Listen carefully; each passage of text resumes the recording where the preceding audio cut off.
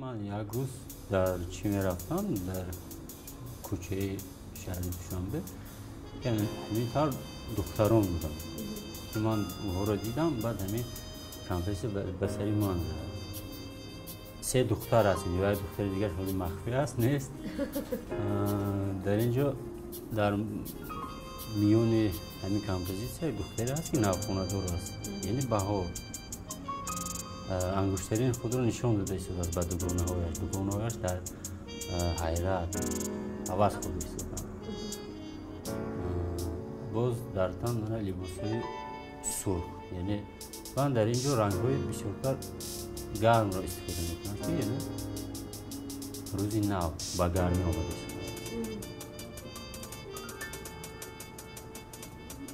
بله، نوروز جشن طبیعت است، جشن زیبایی است و باران تراوت است، شادابی است. به می خاطر هر هنرمند، شاعر، هر کس دیگه نمیمانه که آرام میشونه. حتما من طرز کاری که من انجام میدم بیشتر خوشنویسی است که اشعار موافق به نوروز من نوشتم و همراه با نقاشی و براتون میخوانم. اینجا یک دو بیتی نوشته شده که دو بیتی نوروزی است. نوروز و نوبهار و خزانت خجسته باد، چنگ اجل ز دامن عمرت گسسته باد، آبی که خضر میخورد از چشمه حیات، روی مبارک تو بدان آب شسته باد. اصلا برای چی در اینجا چهره های بانوان عمیق یا که دقیق نشان داده شده است.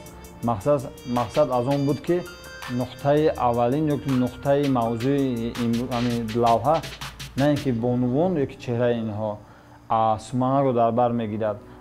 پیش خود من مقصد گذاشتم که اگر چهره های اینا رو من عمیق عیان میکردم ممکن بود که اثر خیلی بیام ساده تر میشد.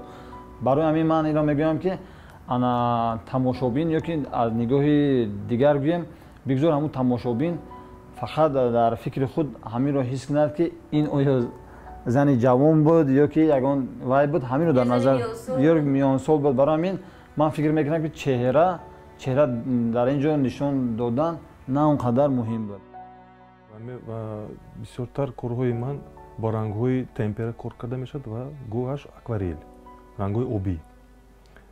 این رنگ‌ها اکم صفتش همین که بعد از اون که من کار را تمام کردم این طبق را من چندین بار لک میکنم برای اینکه این رنگ‌ها از طبق رونده نشود و طبق عمری دراز بیند. در این مینیاتюра من بسیارتر نشان دادم که فصل بهار، کبوتی، گل‌ها، رنگ‌های زیبا، رنگ‌های بلند، برای اینکه در بهار همه میشکفد. چون که بهار گل‌ها میشکفد، برای من نشان دادم که زن‌ها هم گویا که گل‌ها بر این رنگ‌های سرخ و زرد، رنگ‌های بلند زیبا برای نشان دادن من استفاده می‌کنم. تکرار این برابر مرگ است و هر یک ایجادکار باید که در همه دور و زمان در هر لحظه باید آموزشی نو کند، فکری نو کند. عموما زندگی در یک جا قرار نمیگیرد، هر لحظه در تحول است، در تغییرات است. برای مرد ایجادکار یا زن ایجادکار عموما فرقش نیست. کسی که نباشد ایجادکار است هر لحظه و هر دقیقه و اگر هوشیار و بیدار باشد برای او نوروز است. با آن نگاه نکرده که ما مثال جشن نوروز استقبال میکنیم.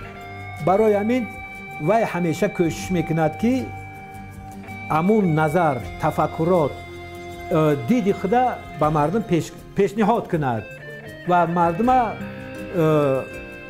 به حیات دوستی وی بیشتر جلب کند که مردم حیات دوست باشند و من نظری خاصه داشته باشند، همیشه در جستجو باشند.